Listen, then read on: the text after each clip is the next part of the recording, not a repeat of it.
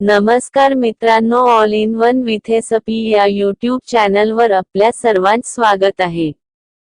महानिर्मितीमध्ये technician 3 भरती जाहिरात आली आहे. पण ती ॲड येण्यासाठी आपल्या मुलांनी ट्विटर कॅम्पेनचा धडाका सुरू ठेवला होता. मुळात 1900 अधिक रिक्त जागा असताना महानिर्मितीने फक्त 800 जागांचा कच्ची जाहिरात जाहीर केली. पदभरती तर होणारच, पण त्यात 2019 पासून अखंड अभ्यास करणारे विद्यार्थी खरंच नोकरीवर लागतील का?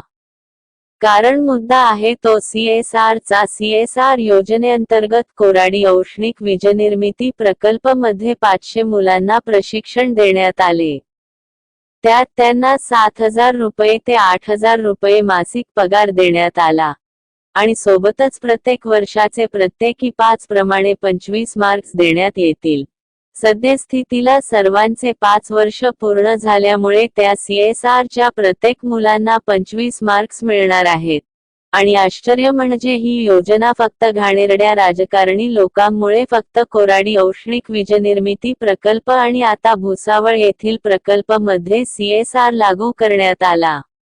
CSR च्या मुलांना फ्री मध्ये 25 मार्क्स मिळतीलच आणि चालू स्थितीत ते महानिर्मिती मध्ये कंत्राटी पद्धतीने काम करून राहिले म्हणजे एकतर त्यांचा रोजगारचा प्रश्न मिटला आहे.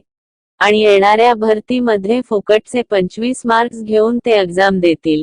त्यात सर्वसामान्य मुलांचा अभ्यास करण्याला काहीच उपयोग होणार नाही. कारण सर्वसामान्य विद्यार्थी 75 पैकी 74 मार्क्स घेतील तरी पण नोकरीची 5% सुद्धा गॅरंटी राहणार नाही. CSR चा विद्यार्थी फक्त 50 मार्क्स घेऊन सुद्धा नोकरी लागेल, कारण त्याला 25 मार्क्स फ्री मध्ये मिळणार. जर आज आपण CSR चा विरोध केला नाही तर अभ्यास करून काही उपयोग नाही. PAP वाल्यांच्या 50% राखीव कोठा असेल म्हणजे फक्त 400 जागा उरल्या आणि त्याच्यात CSR वाले 500 मुले 25 मार्क्स घेऊन येतील. त्यातच भर म्हणून महिला आरक्षण, आम्ही यांचा कोठा असेल.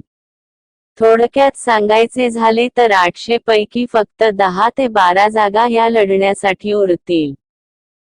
आर्मी, महिला आरक्षण, PAP यांना जागा रिझर्व्ह असायलाच पाहिजे, पण CSR वाल्यांना कोणत्याही बाजूने 25 मार्क्स योग्य नाही.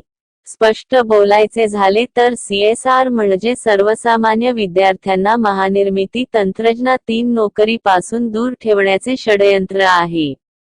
आजच CSR च्या विरोधात उठाव करा. कोराडी विजुष्णिक केंद्र येथे लागू असलेले कोराडी CSR मार्फत 25 गुणांचे परिपत्रक रद्द करण्यात यावे, याकरिता महाराष्ट्रातील सर्व ITI व अप्रेंटिसशिप धारक विद्यार्थ्यांनी एकत्र येण्याची गरज आहे.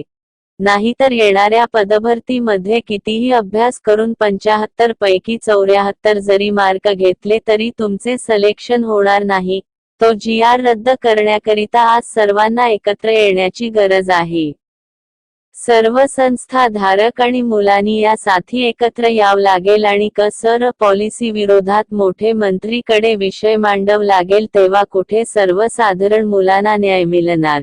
चॅनेलला लाईक आणि सबस्क्राईब करा आणि जास्तीत जास्त मुलांना शेअर करा, जेणेकरून हा व्हिडिओ सर्व स्टुडंट्स पर्यंत पोहोचला पाहिजे. चला मित्रांनो, भेटूया पुढच्या व्हिडिओज मध्ये. तोपर्यंत नमस्कार. जय हिंद, जय भारत, जय शिवराय.